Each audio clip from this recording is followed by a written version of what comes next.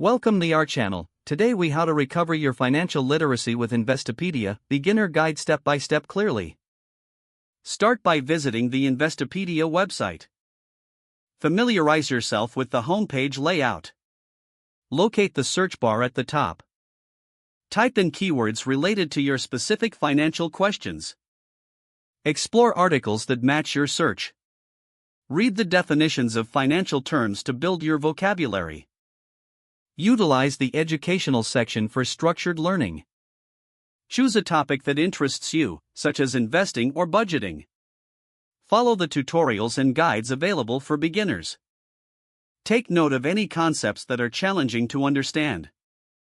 Use the Investopedia simulator to practice trading in real time.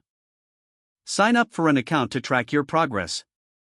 Join Investopedia's community forums to ask questions and engage with others. Stay updated by checking their news section for current events in finance.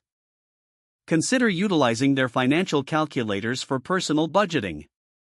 Create a study schedule to regularly engage with the content. Review your notes and key takeaways frequently.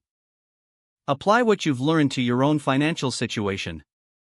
Seek additional resources like books or podcasts to deepen your knowledge. Remain patient as improving your financial literacy takes time. Celebrate your progress as you become more confident in your financial understanding. If the page does not load, refresh the browser or try again in a private or incognito window. Make sure you are using the correct email address, then retype it carefully to avoid small typos. If your password is not accepted, use the reset option and create a new strong password you can remember.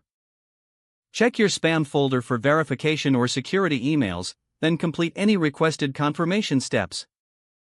Enable two-factor authentication if available to improve account security and reduce unauthorized access risk.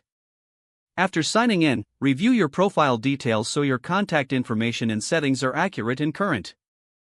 If you see an error message, note it down and try again after restarting your device and internet connection.